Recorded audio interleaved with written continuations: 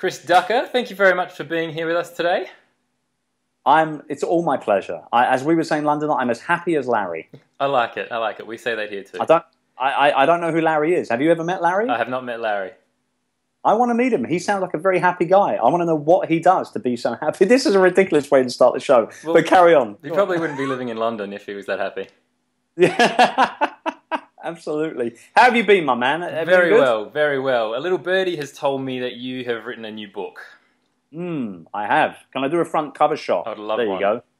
Look at that. So can you tell us a little bit about it? Sure. Virtual freedom, how to work with virtual staff to buy more time, become more productive, and build your dream business.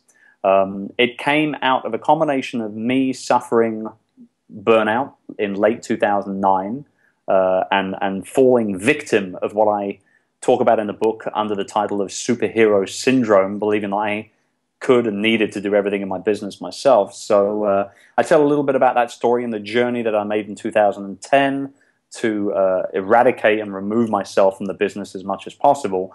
And then I go on to really turn it into a field guide, ultimately a how-to step-by-step thing in regards to finding, hiring, training, managing, motivating, and really just injecting virtual workers and building a virtual team to help run, support, and grow your business. That's it. There's the elevator pitch. Absolutely. It's a good one. I really enjoyed it. I read it very quickly. And like I was saying to you before this little recorded section of our chat, I thought I'm going to plug you in here before I get turned on. I forgot to plug you in. Shows you how...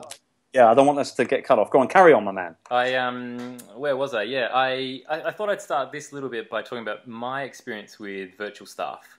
And it was a long time ago. I started with web design and that kind of stuff, and I was pretty good at the designing section, but finding the right coders was really difficult. And it wasn't until I sort of got outsourcing overseas to some really intelligent people who could code very well that things started to change and turn around. But this post that this video is going to be in is on Blog Tyrant, so it's obviously got an emphasis on blogging and writing. There's a lot of writers there. Mm-hmm. And the one thing that writers and bloggers seem to ask me all the time is they just don't have time to do all that other stuff that goes along with blogging. They just want to write.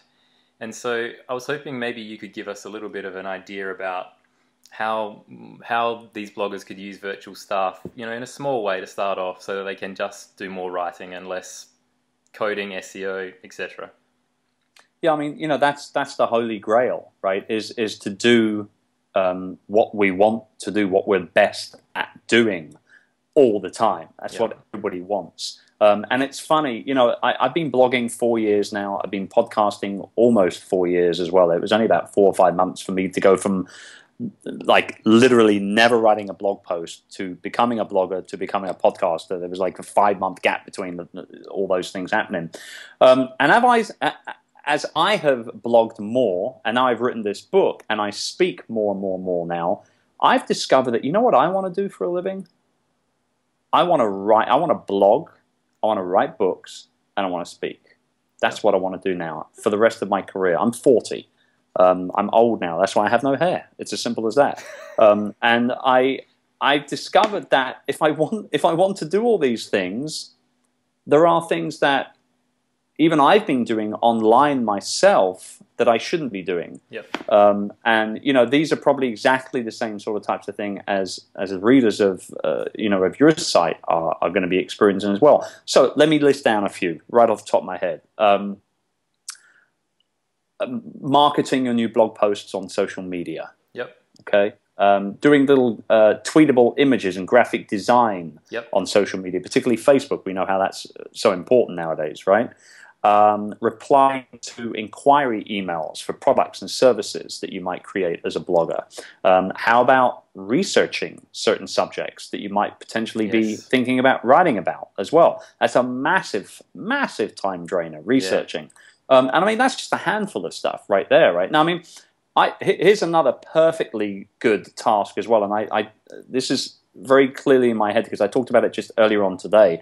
Somebody said to me earlier on, it was a client actually, said to me, why should I be, let me get this right, why should I give somebody else something to do when I can just do it just as quickly myself? Right. Yeah. Perfectly good question to ask. Very good question to ask. And I instinctively just turned around and said to him, well, give me an idea of that particular task. And he said, okay, drafting a blog post. I said, okay, now, when you take out the equation of writing the content, because that has to be done by you, you can't outsource your content. That's you. It's your stories, your experience, your personality that people are going to tune into, Sure. right? Yep. So, you know, let's say you've written a blog post, now you've dumped it into WordPress. Is that what you're talking about? That's exactly what I'm talking about. And I said, okay, so what irritates you about that task? Why would you even consider outsourcing that task? Well, you know, embedding all the images and doing all the URL links and the bold and the italics and the H2 and the H3 and the H4 and the subtitles and embedding podcasts and videos and that takes me 45 minutes to an hour. And that's after I've written the blog post. Yeah. I said, right. So, you know, where's the resistance here? Why are you thinking that someone else can't do that for you? Well, I can just do it just as well myself, and I know exactly how I want it done. I said, well, the next time you do that task, hit record on ScreenFlow or Camtasia or some other type of screen recording and talk through why you're doing the things that you're doing. Yep. Why are you using bold and italics at certain points? Why are you breaking up your text into readable chunks with subtitles? Why are you putting an image at this particular point of the post or not? Talk through it. Yep. Talk through it. And then dump that video in Dropbox for one of your VAs to learn how to do it for you and never do it again, ever. Yep. I love it. Now, I love it. If you blog 3 times a week, you've just said, you know, you've got over 2 hours now of spare time every single week to do more writing. And that's, you know, like you said, that's where the focus needs to be.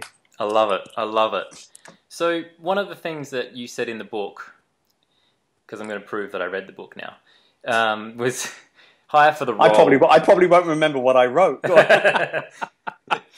You said hire for the role, not the task, and that was something that really resonated with me. Can you explain that a little bit? Yeah, sure. I mean, you know, there's basically 2 or 3 main areas of outsourcing or team building, right? Or just outsourcing in general.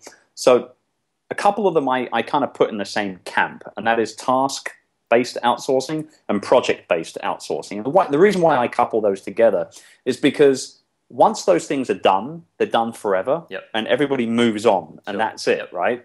But when you talk about team building, you're not looking at just doing one particular task. You're developing a role. That's a team member. And if you have that preconceived notion that one person can do everything for you, which is unfortunately what so many of these so-called experts and gurus online have led a lot of people to believe, you can hire one person to do everything in the world for you. It's not going to happen. Yeah. And so, you know, the hire for the role, not the task philosophy comes down to really team building and grouping bunches of tasks together into a role. And then once that role is fulfilled, getting another bunch of tasks together and hiring for that role, and then another, and then another, and then another. For bloggers, the chances are you probably don't need any more than maybe 1 or 2 full-time VAs to truly help you grow your blogging business. Yep. But if you're thinking about larger businesses, particularly if you're involved with customer service and fulfillment and product and service and all that sort of type of stuff, you know, you need a team. Yeah. And hiring for the role is absolutely paramount to the success of the building of that team. Yeah, absolutely. Another thing you mentioned in the book, and something that I wanted to talk about because we actually had a huge discussion about it on a previous post I've written on Blog Tyrant, was the ethics of outsourcing overseas. And you mentioned in the book you had someone at, I think, a conference you gave or spoke at, talk to you about why would you want to take jobs out of America or something like that. Right. What are your thoughts on that? I personally don't have a problem with it. What are your thoughts on, because you're in the Philippines and you recommend the Philippines a lot in the book. Well, I mean, the Philippines is a good starting point for small business owners, for solopreneurs, for online entrepreneurs, because of the cost-saving benefits of it. You know, you're investing a much smaller amount of money to try it out and to see whether it works or not. There's less to lose. But, you know, ultimately, I also get asked this question, where's the best place, where's the best location in the world to find people? And my reply used to be the Philippines. Because I've lived here 13 and a half years now.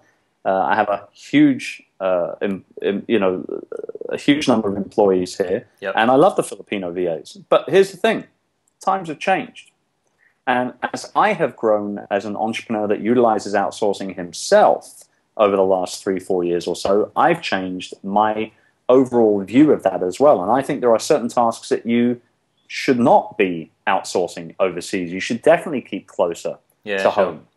So really, the answer to that question is not where's the best place; it's where's the best person for that role or for that task. Yep.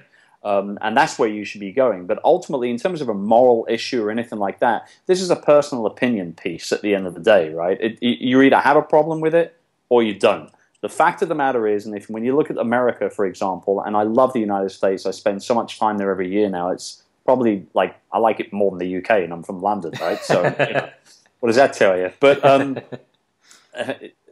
ultimately, 98% of the economy in America is run and boosted by small companies. It's not the big multinationals and the brokerage firms and the huge, oil companies. They're banking offshore. They're not even paying taxes properly. You know what I mean? Yeah. So when you look at the small business owner in the United States, they've got two options. They will have a choice to make: either break down or build your team. Yep. And once you come to that crossroads, you will decide that building your team is the best thing for you and your business, obviously. And then you have to make the decision as to, well, do I want to pay top dollar for this, or do I want to, lower those costs, those outgoings, and have the ability to be able to continue to grow and build the business and ultimately bring more opportunities to the local side of the business over time anyway. So, I mean, it really is a personal thing. But for me, as a business owner myself, I'm always very, very, very conscious of what I'm spending. And my old man put it right many, many years ago. He said to me, if you look after the pennies, the pounds will take care of themselves. And I think you can put that into any currency and you'll be able to work out what that means. Yeah, absolutely. Absolutely. That leads us on very well to the next question, which was one thing I noticed. It took me about, I reckon, like literally 5 years before I figured out how to outsource my coding and programming stuff to the right guy. And once I found him, I love him. I can't go anywhere else. He's amazing. So I try to send him bonuses pretty regularly. Okay. Just, surprise bonuses at the end of a project. We just do project stuff together. Sure. But that's made him very responsive. He'll deliver a full WordPress coding job within a day or two, whereas other guys would have taken a week. You mentioned some of that stuff in the book. What kind of things should bloggers do when, to make sure that their VAs and outsourcing people are working to their best? Well, I mean, before you even get on the bonuses, you have to talk about pay and how you pay them. Yep. So, I mean, Filipino VAs particularly, you'll find that they're usually the breadwinner of their household. Sure. A lot of them are going to be putting their siblings or very close family friends or even cousins, that sort of type of thing, through school or high school, college. They'll be looking after their grandparents for their maintenance medication and stuff like that. Yep. So, first and foremost, pay them what they're worth. Just because your VA might be in a developing country doesn't mean you should take advantage of that fact. Absolutely. And if you feel, if the VA is asking you for, say, $500 a month, but you feel they're worth, say, $700 a month, give them $6. Yep. Because that $100 for you and I is a good meal out. That's a good steak and a bottle of wine, right? That's what that is. But for your Filipino VA, well, that's their electricity and their internet bill for the entire month, and that takes a massive chunk out of their pay. So first and foremost, pay what they're worth. Secondly, pay them on time. Filipinos like to get paid on the 15th and the 30th of every month. If you pay them via PayPal, it's best to pay them a couple of days early, because by the time the funds hit PayPal and they clear, then they can get it. So pay on the 12th and the 27th. Is what I always say, and then you're a really cool boss, because now they can really get their money when they're expecting it, when they need it. And that salary, by the way, a lot of the time is already going to be spent before it even arrives. But I mean, in terms of bonuses, and I'm glad that you do that with your web developer. It's a great way to be able to keep them and motivate them, obviously. But cash is king. But it's not always the only option. And what I do, and what I encourage other people to do, is get personal with your bonuses. Throwing a little extra money around, particularly around times like Christmas and that sort of type of thing, is usually very, very beneficial to keep them super hyper motivated. But I've done things like send them a iTunes gift card. Yep. Or I've sent whatever. I've sent a bottle of whiskey. I've sent Lego. I've sent baby clothes. Yeah. Okay. I've sent flowers. In fact, actually, we just did Valentine's Day like a week ago, right? Yep. So I sent to all my female VAs. I have several female VAs and several guys. But unfortunately, the guys are outweighed by like 70-30%, I think. So I sent all of my Filipino VAs a bunch of flowers. Yep. Because Nice. that's just the way I roll, baby. I love it. It's just the way it is, right? So, you do different things for different people. I was talking with Marie, one of my longest standing VAs. She's been with me almost 5 years now. And she actually gave birth to her son about 4 years ago. Yep. She made me a godfather for the son. Really? And so I went to Manila and we did the whole kind of baptismal thing and all the rest of it. But then I find out that he's into Lego. So I buy him some Lego. And the kid, just that kind of stuff, they just eat it up. They love that stuff. Sure. Yeah. All right. Well, this video is already at 16 minutes and nobody watches a 16-minute video. So let me ask one more question. What's one... Which will not be listened to. You never know. We're both handsome guys. They might like to watch. It's true. Just the volume off, just watch. What's one actionable step if somebody was going to close this video, say, yes, I want to do that, where should they start? Well, in the book I talk about my 3 lists to freedom exercise. Now, I've discussed that before on my blog, so that would really usually be the first thing that I would say people do. And if they want to see that, maybe you can link below the video, chrisducker.com/3 lists. Yep. Because it really is, it's a game changer of an exercise. It really is. But ultimately, my quick tip would be to just, write down 2 or 3 things that you just hate doing on a day-to-day, like really hate doing. Yep.